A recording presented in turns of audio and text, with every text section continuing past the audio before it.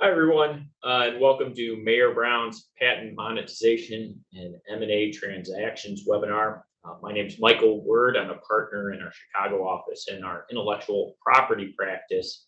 I focus primarily on patent litigation, dispute resolution, and I also advise clients on managing and developing their patent portfolios and monetizing.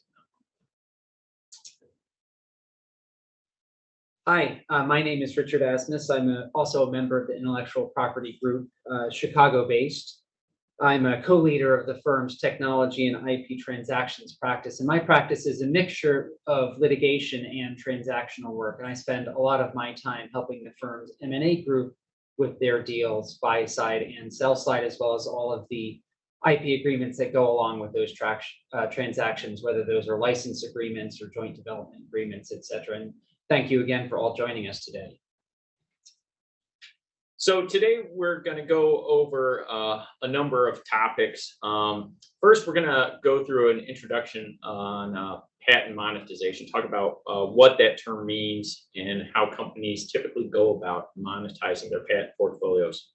We'll also talk about benefits that patent monetization provides to a company and how it helps turn R&D investments and IP investments into a profit center as opposed to a cost center, and how it can also provide alternative sources of revenue. And then we're going to talk about how M&A transactions and patent monetization efforts are related, and how these M&A transactions can really help create an environment that can help a company jumpstart its patent monetization efforts and overcome the barriers that typically present themselves and prevent companies from monetizing their patents. And then we'll talk about some practical tips and about how you can change your approach to an M&A transaction in a way that's going to help facilitate patent monetization. And that includes what you can do before, during, and after the transaction. Before we get into the presentation, we've got a few housekeeping announcements. If there's any questions during the presentation, please let us know via the chat feature. Just type your question in, and we'll be monitoring the chat, and we'll do our best to address and respond to your question. And then regarding CLE credit, during the presentation, we're going to provide an alphanumeric code. In order to receive CLE credit, you should record this code and then return the CLE form within 10 days of the event to cleevents@mayorbrown.com. That email address should be in the invitation. But please feel free to let us know if you have any issues with the CLE instructions that you need. With all that being said, let's go ahead and get started with our presentation today. So the first part is, what is patent monetization and why is it important to your company? So the term in general, the term monetization with respect to IP is just a general term for generating revenue from a company's IP portfolio. This is distinct from securitization of IP assets. Sometimes those terms are used confusingly in an interchangeable fashion, but really they're two different things. Although securitization of IP assets can be part of a company's monetization strategy, as we'll talk about. And today we're going to be focusing on patents as opposed to other forms of intellectual property, because they're the form of IP that's most often used in connection with a company's IP monetization strategy. And for those of you, who could use a little bit of primer on intellectual property and the different types, patents are really just a right to exclude others from practicing a claimed invention, not a right to practice. And we'll talk about why that's important in connection with monetization. But companies monetize their patents in a number of different ways. The primary ways are really, licensing of patents, selling of patents, or divesting a company of them and getting a return there. And then there's a number of different non-standard forms of monetization. That includes securitization of royalties, which some of you may be familiar with, or using your patent portfolio and other intellectual property as collateral for a debt. moving to the next slide. So how does a company go about monetizing its patents? It's really kind of a three-step process. One, there's an analysis to really understand the company patent portfolio. We'll get into why that's such an important part of it. Then step two, once you have a really good understanding of your company patent portfolio, then you go into the planning phase. You can determine what your options are for monetization of the patent and develop the strategy. And then step three is implementation and actually carrying out the monetization strategy. So let's go to the next slide and talk about these steps in a little bit more detail. So as I mentioned, the first step is analyzing and understanding the company patent portfolio. This is really the most important step, and it requires gaining a thorough and detailed understanding not only of the company's patent portfolio, but how that patent portfolio relates to a number of different aspects of the business and the industry within which the business operates. So some of the key tasks in this step are to understand how the patents relate to the company's products and services. And what we mean by that and some of the inquiries that companies will undertake here is, trying to figure out how those patents relate to, the products, which ones relate to core products and which ones relate to non-core products or services or long abandoned products or services, ones that the company may no longer carry or didn't actually end up developing. And that goes into other related inquiries. Is the company still selling those products or services, or might it in the future? And then a related question is, do these patents cover alternatives to the company's products and services, such that for example, if you have a device that is released and the company is actually selling it, but there's a number of different variations that the company had come up with along the way to releasing that product. It may have pursued patent protection for a variety of different alternatives. So do you have a patent portfolio and patents that are directed to some of these alternatives? And we could talk about why that's important. And then another question in connection with determining how patents relate to the products and services are what aspects of the products and services do the patents cover? Are these patents directed to some of the key functions or product features, or are they just related to tangential features? Because that's going to affect kind of the importance that's placed on the patent. And as I mentioned, another aspect of this step one is it's not just understanding how the patents relate to the company's products and services, but how do they relate to others in the industry, third-party products and services? Are there patents in the portfolio that are already being licensed, whether or not alone or part of a bundle? Are there patents that are infringed or potentially infringed by third parties? That's a key consideration, as we'll talk about later. Have any of the patents been the subject of cease and desist or licensing demands? Have they been asserted already by anyone? And do the third-party products and services covered by the patent overlap with those of the company? That's a key competitive feature. And again, we'll talk about why that's important as we get into the other steps. Going to the next slide, some of the other questions that a company is going to want to ask and investigate as part of gaining an understanding of its patent portfolio or which patents and patent families are still active. By active, we mean, is there a chain of patent applications that are still alive such that you can build off of those patent applications? Or the other, aspect of whether or not a patent family is still active is, are the patents still in force? Have they expired? Have they lapsed for failure to pay maintenance fees? And then the other question is, which jurisdictions are covered by those patents, the ones that are still active? And then another aspect of this first step is trying to understand what patents are subject to ongoing legal obligations. We already talked about licensing agreements, but are any patents tied up in the sense that they're serving as loan collateral. They're covered by security interest. Or are there any other limits on the ability to enforce, license, or sell the patents? So that this is all, these are all questions that a company is going to want to ask when they're trying to really get a handle on what's in their patent portfolio. How does it relate to the products? How does it relate to the industry? What types of obligations are there that the company has already entered into with respect to the patents? And it's important to have this very detailed understanding of the patent portfolio, so then you can move into the next step, which is step 2, which is really kind of determining what your options are for monetization.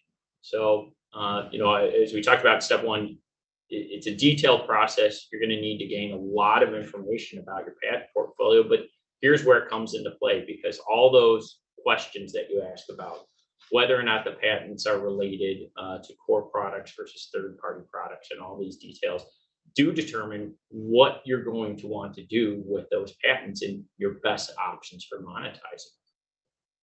So, we talked earlier about the typical options for monetizing patents, licensing of them versus sale versus other non-standard forms.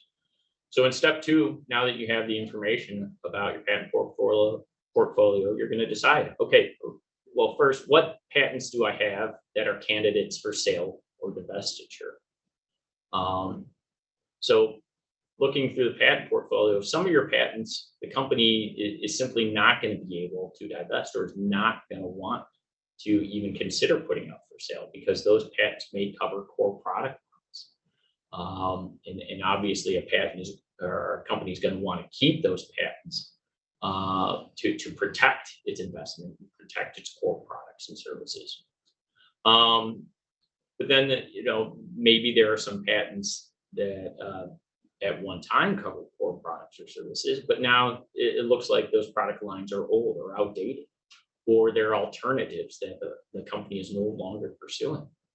Those might be candidates for sale or divestiture, but at the same time, we talked about in that first analysis of looking to whether or not the patents cover third parties. If your patents cover a third party product, even though your company might not be practicing it, well, you still may not want to consider those patents for sale or divestiture, because they may be necessary to have in your portfolio to block third parties from encroaching on the company's existing lines of business. And then there are other patents that may not even relate to products or services, current, existing, or past. They're just patents that are in the portfolio, but they still may be useful for defensive or deterrent purposes. For example, your competitor may operate in a space in which your company does not. But if you happen to have patents in that space, they can serve as a deterrent against that competitor from, bringing any types of patent infringement or possibly other claims against your company on the basis that they may face retaliation in the form of patent infringement claims based on product lines that your company doesn't even operate in. So those are all using all the information you gathered in step 1. The company will determine, okay, now that I've gone through these inquiries, which patents do I have that I might want to consider putting up for sale, and put those in a bucket, and then develop a strategy for selling those, divesting them, and getting a return on its investment. But then the other question that a company will want to ask with respect to patents that it's not considering selling are what patents are candidates for licensing. And even if a patent is available for sale, a company may want to consider licensing it instead of selling it. As you may know, potentially infringed patents or infringed patents can be major value drivers for companies. And we can talk about that, and we'll talk about that a little bit more. And then after, considering which patents are candidates for sale or for license, what other patents are in the portfolio can you monetize in other forms, such as, securitization. That could be patents that are already generating royalties in some form, or just, patents that, you may want to consider using as collateral in some other fashion to generate money. So once you've gone through this detailed second step, of determining the available options for how your company can monetize. And then the next step, step 3, is implementing that strategy. So selling the patents typically involves listing the patents for the marketplace or an auction house. It can also involve retaining a broker to go out and shop your patents to potential buyers. Or if a company has some experience in this, they could do some direct outreach to potential buyers. And there's also the consideration of whether or not a company wants to bundle a bunch of different patents together, which can help increase the overall value. You take high value patents and bundle them with relatively lower ones and end up getting actually more money in the marketplace by doing that. Let me interrupt you with a question from the chat. Yeah. The question is, in the sale divestiture situation, are you seeing typical buyers as financial sponsors, operating businesses, private equity? Who do you think the potential buyers are? That's a really good question. And a lot of it's going to depend on kind of the industry and where the company is operating in. The patent monetization space has matured pretty rapidly over the past several years. So we do see more type of what we'd say non-practicing players. So yes, there are some companies there that are looking to acquire patents or patent portfolios, but usually we find it's rare that a company will just go out and look to acquire patents. They would probably acquire intellectual property through typical forms of acquisitions, M&A, a whole company as opposed to individual patent portfolios. What we're seeing in terms of marketplace and buyers would probably be companies that specialize in assertion of patents, patent assertion entities, who are actively looking in the marketplace to acquire those types of patents. I would say those are probably the ones that are most active and that we see the ones who are looking and willing to bid in marketplaces and auction houses for patents. But good question. In terms of implementing a monetization strategy, other than selling the patents, there's the option to license the patents. And that can take a number of forms as well. That can be direct enforcement by the company. It can also involve creation of a separate entity that's related to the company, which would just, whose sole purpose would be to undertake licensing efforts. And there's a variety of reasons why a company might want to do that, which we could talk about. The other option would be to engage third parties, such as patent assertion entities or law firms who might have relationships with those entities. But there's a number of different approaches that are going to depend on what the company is trying to get out of its licensing strategy, and also addressing any business concerns it might have about suing a competitor, potentials for retaliation, all of which can be addressed by the appropriate licensing strategy. So understanding kind of the general process, the 3-step process that a company will undergo to monetize its patents, and recognizing that it can be fairly detailed, especially that first step. Let's go to the next slide and talk about why patent monetization is beneficial. Yeah, let me interrupt you with another question from our audience. In utilizing an intermediary like a broker or banker, are there any risks that the patent owner might face that could result from that marketing effort by those brokers or bankers? Let's see, Yeah, well, anytime that you go and anytime a company asserts its IP, particularly patents, there's the potential for some type of retaliation, whether or not it's direct or whether or not it's through an intermediary. I see the question brings up IPRs, right? So if you are asserting a patent, or even if you're not directly asserting it, let's say you send out a cease and desist letter, or a licensing demand there's always the possibility that a company looks at that, or the recipient looks at that and says, well, I'm going to take control and file an IPR. I'm going to challenge the validity of those patents. Or if it's an entity that has their own patent portfolio, then that entity might decide to send out its own licensing, or might choose to bring a complaint based on its own patents against your company. We talk about the variety of ways that a company can license its patents, and those different strategies. And so, yes, using an intermediary can in many ways lessen those risks. Companies will tend to understand that if they are receiving a licensing demand letter from a non-practicing entity, that typically means that non-practicing entity has control of the litigation. The company from which they acquired the patents, or maybe have an exclusive licensing agreement, isn't in control. And so that can sometimes lessen those retaliatory measures. Not necessarily IPRs, not necessarily validity challenges, but countersuits and the like. And so, these are all considerations that a company is going to want to think of when they're thinking through their monetization strategy. Is it better to just sell their patents and create, completely arm's length, situation where it no longer has control of those patents, to try to prevent, avoid any, risk going forward? If you've sold your patents entirely, you don't have to worry about IPR, because the risk is now with the purchaser. Or if you sell them entirely, then the company, you don't have to worry about retaliation because they're no longer yours. And you can also structure, short of sale, you can structure business arrangements that will also lessen some of those risks as well. Again,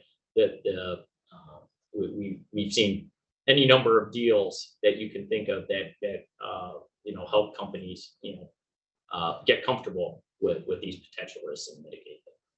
Yeah, just add two things. One is that the IPRs are really just the cost of doing business. If you have patents, you're going to face them no matter what, likely, if you're asserting your patents. And the other thing I'd say is that the decision between sale and licensing is really a question of who has the upside. In other words, if you sell them, you have a price, you get your money, but the upside is with the patent owner. Whereas if you're licensing them or using a broker or something of that nature, you're maybe retaining more of the upside if the licensing arrangement is very successful. So another thing to think about in terms of money now, money later, and who's bearing the risk of the program as a whole not succeeding. Yeah, that's a great point. But good questions. So moving on, talked about patent monetization, and there's a thorough process that a company has to go through. So why is a company going to want to undertake a patent monetization effort? And really, if a company isn't undergoing a monetization process, it's not getting its full return on its R&D investments and the investments that it's made in patent portfolio, which can be quite substantial. So, again, a company, not just tech companies, but almost every company is innovating in whatever space that they are operating in. And in order to really capture the value of those innovations, they need to have in place a strategy where they're, identifying that those innovations and that intellectual property, and then they're figuring out the best way to register and protect that via any of the forms of intellectual property that we're familiar with: copyright, trademark, trade secret, or patent. So you need, after you're generating it, you need to be registering it and protecting it. But then what's a company doing after that? If they're just sitting on their intellectual property, there is a ton of latent value. And we'll talk about that in a few slides, how much value is in there. But it's part of the IP life cycle. After you've registered your IP, you really need to undertake efforts to monetize it. And when done properly, it's many companies have done, it really turns that innovation into a profit center and can be used to fund further innovation in R&D, and actually can turn into a way to fund other aspects of the business. So let's go to the next slide. And this is probably particularly important in today's economy. IP monetization is generally counter-cyclical. What we'll tend to see with companies is that when times are good and cash flow is coming in and profits are up, a lot of companies will use that additional spend to or additional money coming in to fund further innovations, fund more R&D, and undertake more extensive efforts to register that IP. And so you'll see growing patent portfolios during up economies. And then what happens when the economy tends to turn down, and when there's pressures on bottom lines and income, a company needs to look for ways to bring in additional cash flow, or generate revenue from latent value in the company. One of the ways to do that is taking a look at the patent portfolio and undergoing a monetization effort. So that can help kind of help a company ride out tougher economic times, and provide more stability for the bottom line for shareholders, if it's a public company or private shareholders. And then going to the next slide, why does a company want to undertake a patent monetization effort? Well, really the amounts at stake can be quite substantial. These are just some headlines that talk about a couple of key things to keep in mind. One is the increasing percentage of a company that is wrapped up in intellectual property, what we'll call intangible assets. There have been a number of studies that say intangible assets, which were about 70%, I think, of a company's value back in the late 90s, or it's probably even less than that. Well, now it's up to about 90% of the value of some of the larger companies. So there's an increasingly large amount of a company's value that is tied up in its intangible assets, its IP. Think of Apple. In terms of so that's one thing to keep in mind. The other thing to keep in mind is that these licensing efforts and patent monetization efforts can be quite lucrative. Patent litigation and enforcement can result in some very substantial awards. There's the study here that courts awarded $4.67 billion in patent damages just in 2020 alone.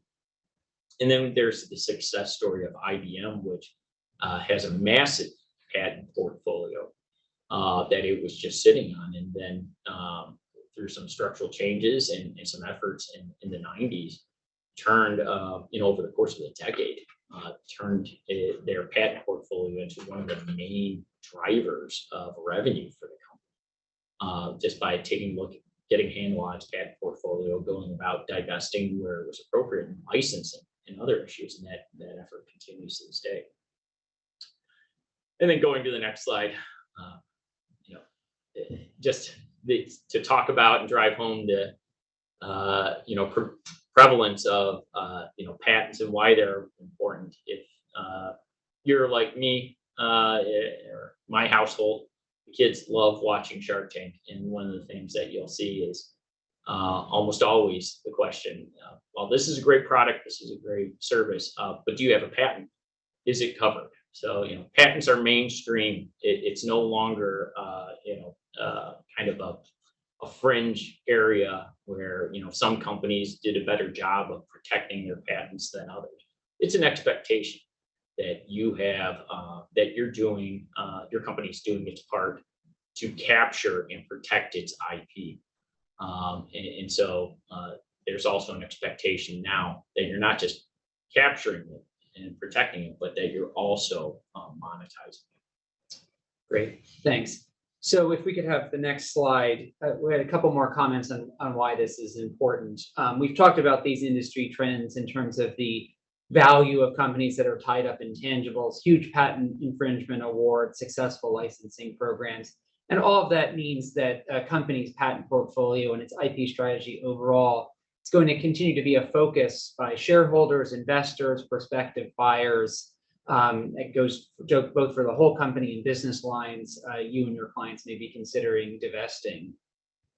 And this sort of well-developed IP lifecycle, it's no longer a perk. It's no longer something that, oh, a couple companies are doing well at it. It's really an expectation that every company is considering its patent portfolio in these ways and getting the most value for all the time and the effort that went into protecting those inventions. And one thing to point out is that when a company has made a decision to file a patent, not only have they devoted the time and effort to it, but they've also exposed that information in that patent to the public. That's part of the bargain. You tell the public what your invention is, and you get certain rights to exclude. If you don't monetize that investment and that disclosure, you're really not taking the full benefit of the IP laws. One other thing to point out is that monitoring third-party usage so that you can demonstrate to a buyer, whether that's a buyer of a business line or a buyer of just the patents, that there's infringement, it's really a critical part of IP lifecycle and strategy. We could have the next slide. So, I mean, we could sort of stop the presentation right here. Like, now you know what needs to go on with patent monetization, but we want to talk a little bit more about, why we think clients aren't always doing this. What are those barriers? And then we'll move on to why an M&A transaction is really a perfect opportunity to kickstart this process. And so we have seen these barriers, and what are they? So first, a lack of knowledge. A company may not have put in the time to thoroughly understand its own patent portfolio.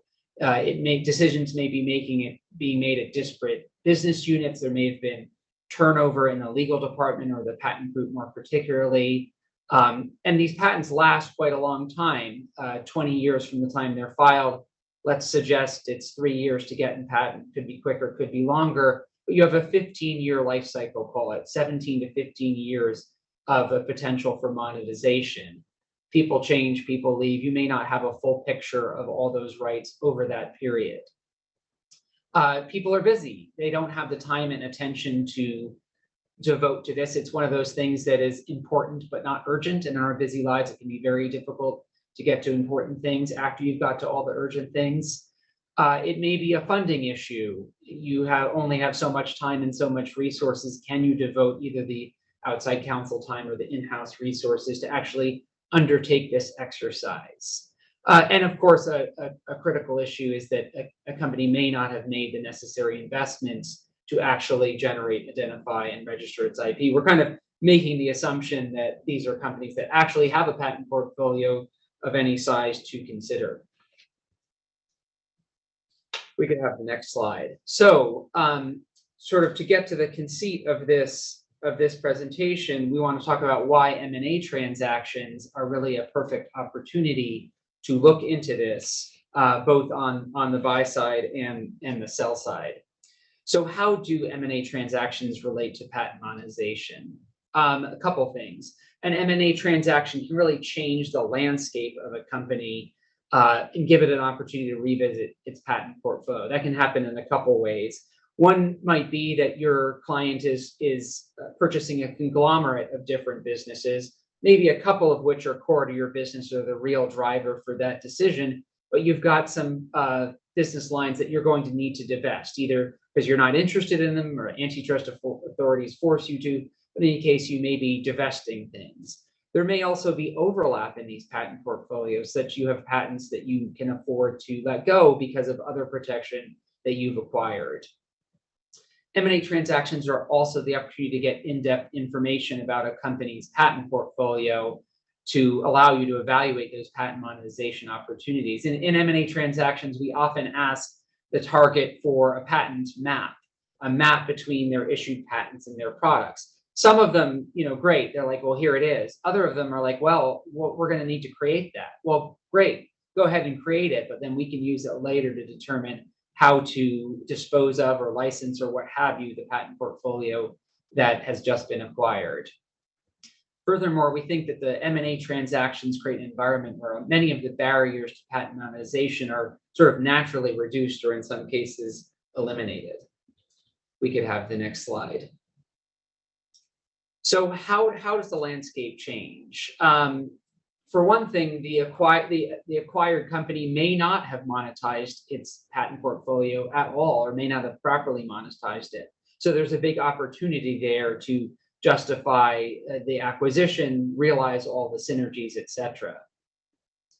Even if there has been a fairly mature patent monetization effort, the newly formed combined company may have other opportunities. They may have, we said, overlapping patents, lots of opportunities to take a fresh look at that landscape post-transaction to see what the new opportunities are. As I mentioned, there's definitely the chance of redundancies, other opportunities that might arise because of the combined businesses. It's also the case that M&A transactions will naturally generate lots of useful information about doing this. M&A transactions typically involve getting information about a target's patent portfolio. And if you think about all the questions in step one that Mike went over in terms of starting the patent monetization process, how do the patents relate to the company's products? How do they relate to third-party products? Are the patent families still active? Are they subject to ongoing legal obligations like exclusive licenses or security interests? Typically, you will have found out, if not all of that, quite a lot of that during the M&A process. So you have sort of in your due diligence report, a partial, at least, roadmap to how to do the monetization. But I think the key takeaway here is there's really substantial overlap with typical M&A due diligence inquiries and step one of a monetization process. So really our point is, now that you've taken step one, why not take step two and step three after every acquisition that you do? So what other, if we could have the next slide, what other barriers does this bring down? Definitely lack of knowledge about the patent portfolio. If you've done the analysis in due diligence, it's there for you to take advantage of.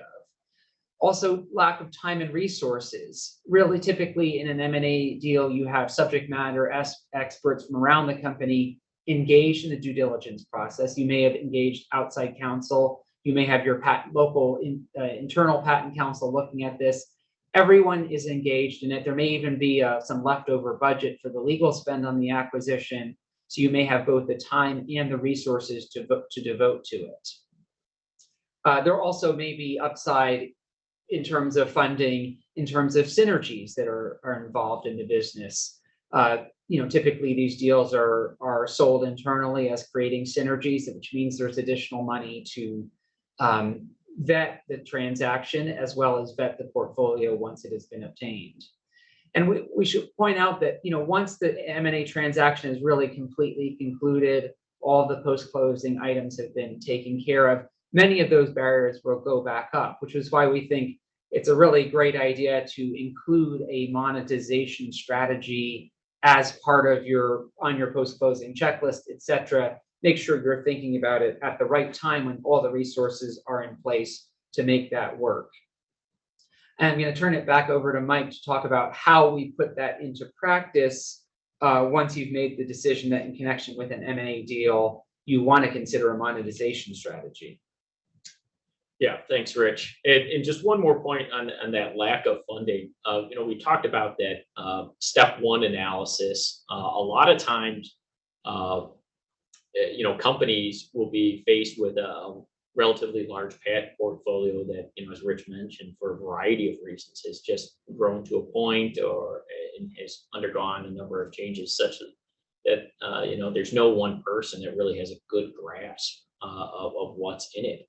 And a lot of times, the last resort for a company that's kind of starting fresh, so to speak, and trying to do a patent monetization effort is that they'll have to reach out to a third party to do this type of patent analysis, and it could be quite expensive, depending on the size of the patent portfolio. We worked with a number of clients who have had to, go that route, and work with, either us or, directly with some of these third parties to take in and do some type of analysis using software, AI, and just other approaches to really get the company a clear picture of its patent portfolio, and it can be expensive. So again, bringing down that barrier of, the cost for that first step, which an M&A transaction can do, can be, a great benefit if it's done properly. So let's talk about that, and putting it into practice during the transaction. What can you do in connection with a M&A transaction to help set the company up for a patent monetization effort, and take advantage of those lower barriers. So one of the main things is to change your, the company's approach to due diligence. I don't know about Rich's experience, but oftentimes, in my experience, we're working with clients, and sometimes, IP, even if it is a major source of value for the company, or the company that's doing the acquiring, or the company that's being acquired, sometimes it falls into kind of a check the box type approach. Are the assignments in order? Are the security interests, going to get cleared out?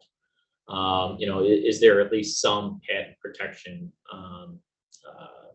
strategy in place where they're, making sure that their employees have agreements, and are there at least some patents directed to some of their products? But if you really want to make the most out of the M&A transaction and the access that's provided during due diligence, you need to move beyond that kind of check the box mentality of, okay, what's covering the products, services, that are core, but also, what products and services are obsolete, and are there patents directed to those? What entire business units are obsolete or being discontinued, and what are those related patents? That will give you a leg up on identifying patents that may be up for divestiture or sale. So making sure that you're not just asking the typical questions, but going another step and trying to find out what may be available from the IP portfolio and patent portfolio for sale. And make sure you're also asking for additional information that's going to give insight into not just what might be available for sale, but also what might be licensable, which, as we mentioned earlier, can be a very significant value driver for a company. So, has the company done any types of analysis on its patent portfolios? Any patent infringement analyses related to competitors or other third parties, or just general products in the industry? Excuse me. Have there been any licensing demands to third parties?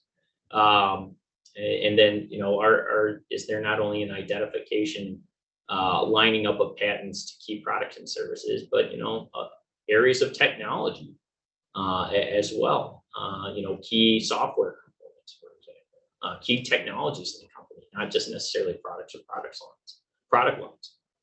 And then also, take advantage of getting access to industry reports, market analysis, competitive analysis, to really get a sense of, excuse me, of what the company has, and drives the company's value, and be able to line it up with its patent portfolio versus what the competitors may have, and where the competitors might have advantages, and again, line it up to the company's patent portfolio. Or is there some additional licensing opportunities there? And then, another practice tip is really getting down to, some brass tacks type of, guidance here. When you're forming your IP due diligence questions, keep in mind, again, that you're really trying to get a comprehensive understanding of the patent portfolio, not just checking the box and making sure that core technologies are being covered here. But again, don't just ask the standard identify all the patents and patent applications that cover this core product. Ask for an identification of patent applications relating to discontinued products that you're aware of that may have been, important to the company in the past. And then, not just relationships between patents and core technologies, but alternative technologies. Again, those can be some of the most valuable to a company because those might be products that, patents that are directed to competitor products or to products in another industry. And we talked earlier about, risks that are associated with a company asserting its IP or licensing its IP. Well, if a company is able to, bring its patents to bear on an unrelated industry, well, that lowers, risks of retaliation substantially. And so, again, those can be kind of the most beneficial and most lucrative for a company and much lower risk to the company to be able to assert those. Yeah, I just add that even if during the course of a short due diligence, you don't have the chance to really bake this into a diligence report or fully analyze these opportunities, you'll have it in hand after the acquisition closes. And, typical integration timelines might be 6 or 12 months, not the 2 or 3 weeks or maybe longer you'd have for the due diligence. So these things are useful on a going forward basis, even if they don't play a huge role in the ultimate diligence analysis. Absolutely.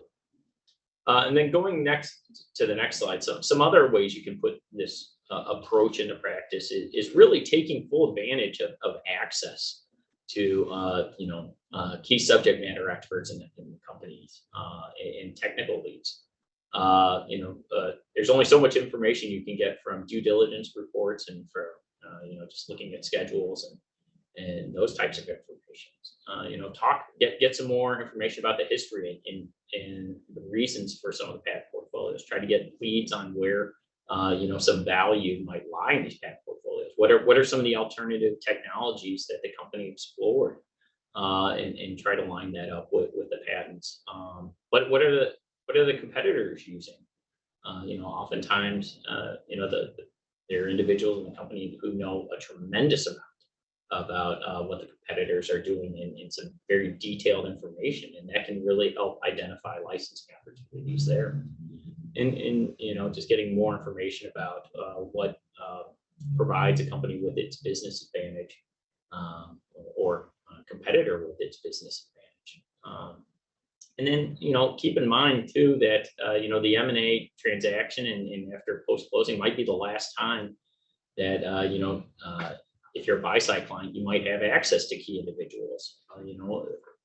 There may be reductions in headcount afterwards. So it's really important to kind of capture that knowledge as best you can, because it can, put the company at a disadvantage later on when they don't have access to those individuals, or when securing their cooperation can be much more difficult. So we had a question which I'll answer. The question was in regard to using M&A as a kickstart to patent monetization. Does the process often begin with a stock sale and then the buyers just decide to buy the IP asset, or can the IP drive the M&A valuation? I would say I haven't seen too many instances where a seller is thinking of it as a stock transaction and it's the IP that turns it into an asset sale. But I have seen instances where the IP becomes a value driver in the M&A transaction. And many of the tech M&A transactions that we do, IP is really one of the key value drivers. It might also be customer relationships, sometimes personnel, but definitely IP ends up being one of the big value drivers in the M&A transaction. I think one of the opportunities here is to see value that other bidders might not in the target, as well as make the acquisition as a whole be a success in terms of, if you look at it, not the day after it's signed or 6 months after it's signed, but 2, 3, 4, 5 years after it's signed. Has this been, accretive to value? Has the acquirer gotten all it can out of that transaction? Great question again. So, now we talked about some tips for how to approach the transaction itself, and some things to keep in mind during the transaction. Well, what about after the transaction, kind of the post-closing period? So as Rich mentioned, that there's a lot of time and a lot of, there may be even more time after closing than the due diligence period and post-closing period. And that's a good time to, continue your efforts to get information and to continue to get cooperation from the subject matter experts.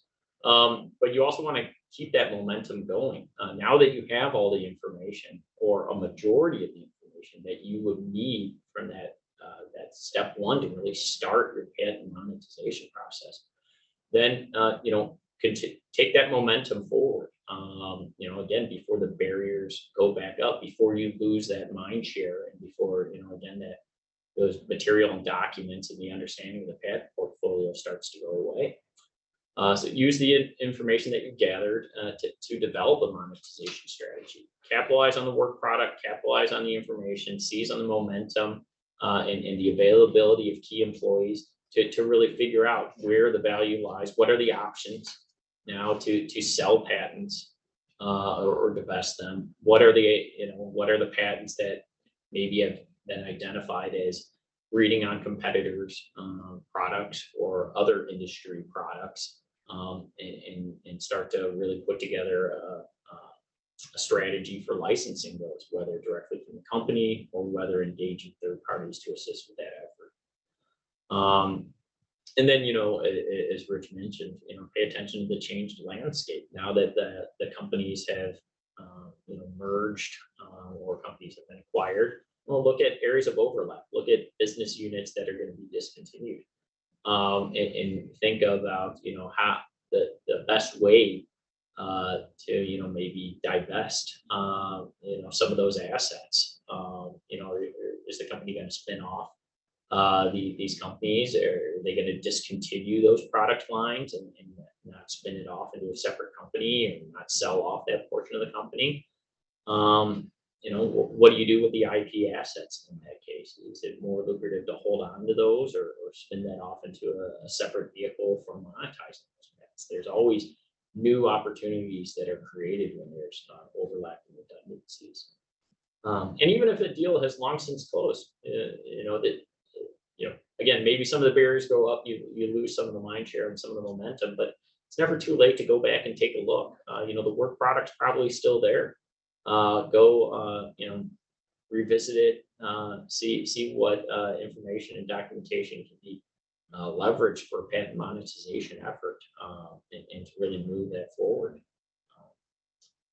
And then, Yeah, we've got a good question, which I'll read. Have you seen patent monetization strategies be used to help finance the overall deal? For example, the buyer disposes of licenses IP if the target is a way to partially fund the overall acquisition. And we've definitely seen deals where IP is a key driver and the acquirer believes it can do a better job monetizing the IP. We were involved in a de-SPAC transaction earlier this year, which involved a technology target, which had done a great job preparing or creating an IP patent portfolio, but hadn't yet really begun to monetize that in terms of looking at third-party infringers. They were aware of them, but hadn't targeted them. And a big driver there of making the business case work was, hey, after this de-SPAC transaction closes, we can monetize these patents vis-a-vis these competitors, which the existing company didn't have the capital or attention to do. So you definitely see that. In addition, you certainly see the case where part of the leverage for the deal comes from, for example, financing based on the IP assets of the business. I think that's probably pretty plain vanilla use of IP, just like any other asset.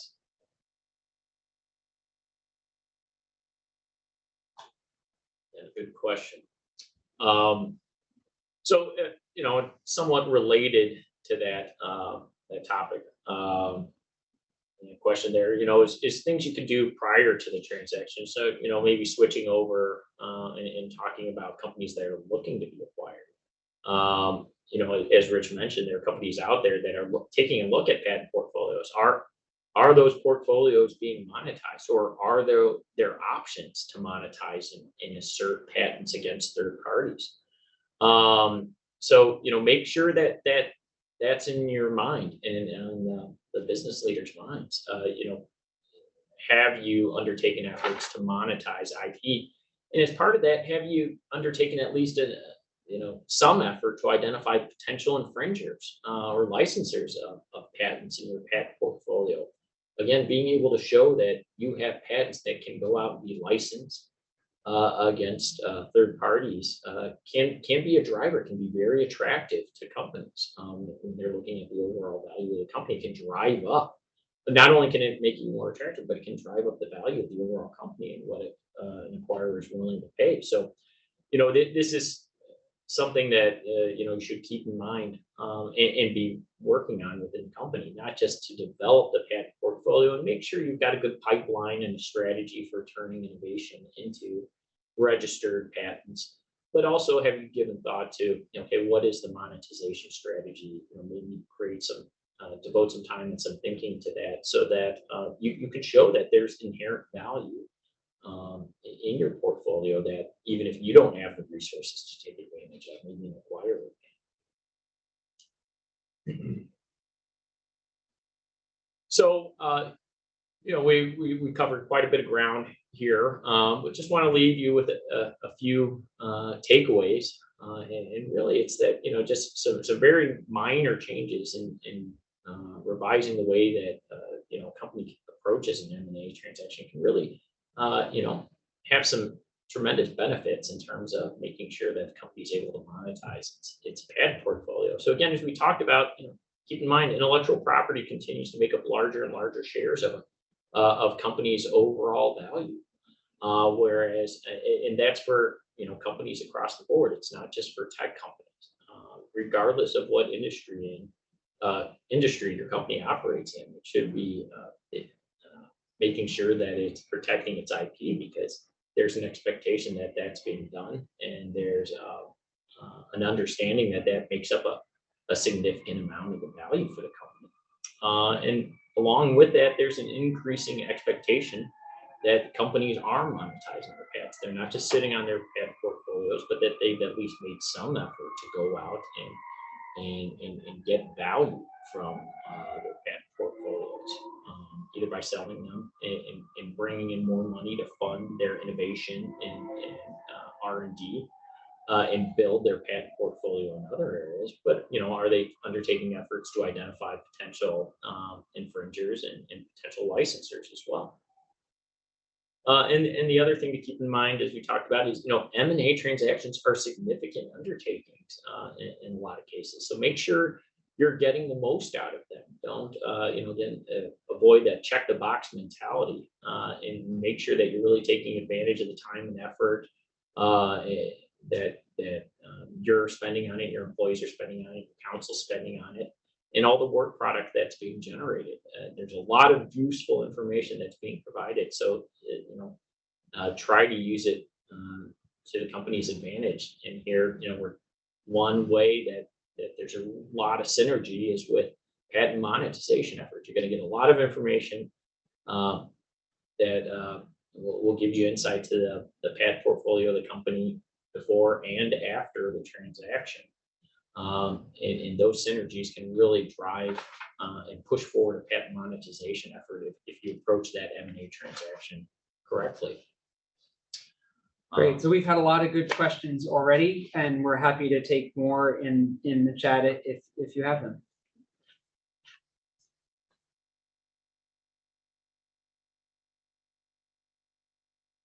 Okay. Well, we want to thank everybody for joining us today. Thank you for your attention. Thank you for the great questions. This concludes our webinar today, and we hope that the information was useful. Thank you for your participation, and we look forward to the next one. Thanks.